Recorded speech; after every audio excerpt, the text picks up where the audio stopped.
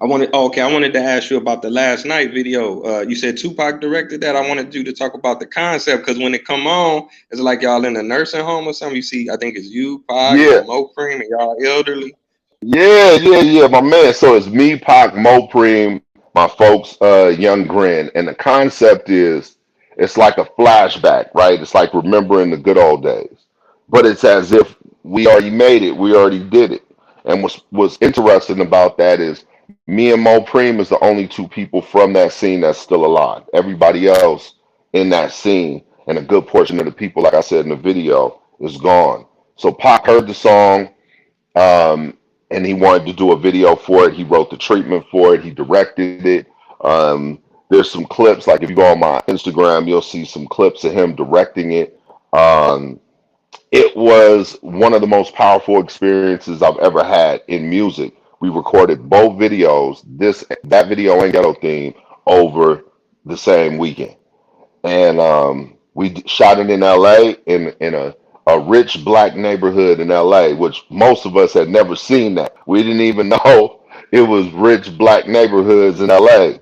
But everything about it was dope. Even when we shot in the hood, the gangs came out. We put them in the video. We put the kids in the video. Like it was a spiritual experience, bro. You know what I mean? Um, Wow. it's hard for me to watch that without, getting emotional about it.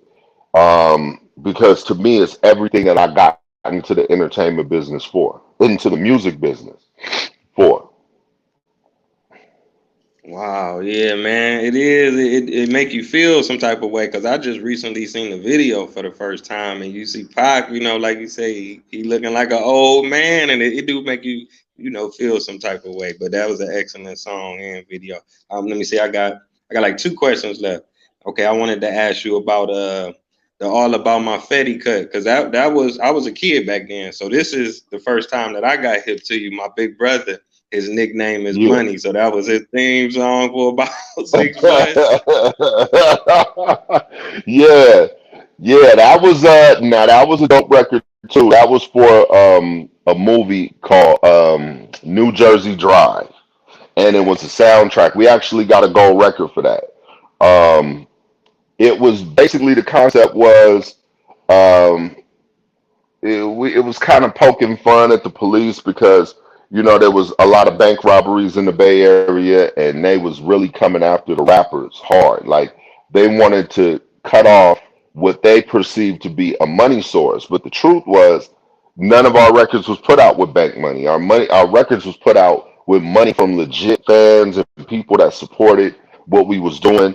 And so in the video, we like rapping and pulling money out of armored car. And we just was kind of young and dumb and having fun. But the record ended up blowing up once it got into the movie and on the soundtrack. That's one of the most known songs everywhere I go in the country and around the world. Like, I've had people fly out from Japan just to have me sign the record for them. So I'm very thankful for that. That was put out by Tommy Boy. Yeah. Wow, right. I remember it was on the New Jersey soundtrack, man. My brother, he banged like Biggie said, he banged it till the tape broke, man. Bro, He got that I had the record. 49ers in that video, Ricky Waters, I had a few other cats a week before the Super Bowl, before they won the Super Bowl. Yeah, yeah, Wow, good times, man. most definitely. All right. So this my last question. What are you working on these days? I know you mentioned earlier about Mac Dre, keeping his Yeah, legacy alive. Do you plan on putting out yeah. any books, any movies, any documentaries? Because you done So, accomplished and did so much. yeah. So, so a couple things. One, I'm working on a TV show. I don't want to speak too much on it, but it's a TV show that's about our story here in America. I've been actually thinking of it and scripting it over the last 7, 8 years. But now we're getting to the point where we're starting to put it together, and we're gonna find a good platform for it so everybody can see it. I'm still working on Mac Dre stuff. We've done 7 beers, we've done 2 sodas, we've done, we working on a movie for Dre, we working on a documentary about the culture. Um, Also, we doing NFTs where you'll be able to, come in and buy a piece of Dre's legacy, of my legacy, um, and become really a part of the conversation, and we can make money together, because a lot of it is about collective economics for me. That's where I've been at for the last, 5 or 6 years or so, really realizing independent wealth does not serve the collective. It doesn't even really serve the individual beyond their arm's reach. When you have that collective, when the culture can make money along with the artist, cut out a lot of the middlemen. It's been a lot of greed in the entertainment business, fleecing the customer. You get two or three good songs and they done repackaged it through a bunch of songs on there that the artist probably would have never wanted on the record in the first place. You see what I'm saying? And so now we have a way to deal directly with our customer base, with our fans, our supporters, our friends, our family, and we could be in business together. We could do this with one another. So I'm big into NFTs. I'm also doing some work in the metaverse, which is I know everybody's just hearing about it, but it's actually a old concept in Silicon Valley. We didn't even talk about that, but some years ago, I did some work in Silicon Valley. Was a part of the team that put the cameras in these cell phones very early on. Back in those days, it was only a handful of black people of my generation, our generation, in in Silicon Valley. It was like me and Mr. Fab from the Bay. It was Chameleonaire. It was QD3. QD3 is the Quincy Jones the third. He's the one who kind of put me on to Silicon Valley in the first place. Um, and I just never stopped. Like I think tech is a way for us to connect. Instead of looking at it as something good or bad, it's a hammer. You can build a house with it or hit yourself in the head. It's really in how you use it. You know what I mean?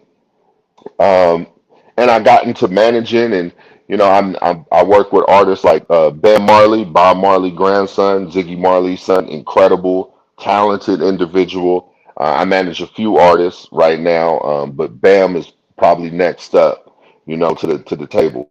Dope artist, rapper, singer, producer. I still work with Layla Steinberg on some projects and stuff. She was being Pac's first manager and mentor. Um, and her daughter Devaney, who stepped into the business. All the kids is really, from our circle is really stepping out. Shout out to Malik Shakur, Tupac's nephew, who's an actor now, and he's going into directing. My son's doing podcasts. Like things are good and positive, and I'm thankful. Um, I'm a grateful human being today. I know it didn't have to end this way. Like I could have died in the street when I was young and I didn't have my head on straight. So I'm definitely thankful to make it, to be here, to sit and talk with you. I'm thankful that there's still interest in who we are and what we do and what we represent. I'm grateful to, I don't even like the term fan, fanatic, right? But just people that can relate, supporters, people that believe in the same things that we believe in, that I believe in. So shout out to all y'all, however many of y'all that's on there that's listening, know that I stand with you, and you can reach out to me anytime. My Instagram, yeah, you should tell them Instagram, the real Ray Love, RAYLUV. Hit me up. I'm always interested in hearing music from new artists, directors, anybody that's out there that's trying to do it, and really that is a good representation of black people. I'm with you. Let's do it. Oh yeah, well said, King. Man, I definitely look forward to all of those projects. Most definitely. I want to thank you again. It's truly been an honor, man. Keep grinding, stay strong. And thank you everybody for tuning Respect in. you Until next time. Taye speaks. Peace. 100%. Peace.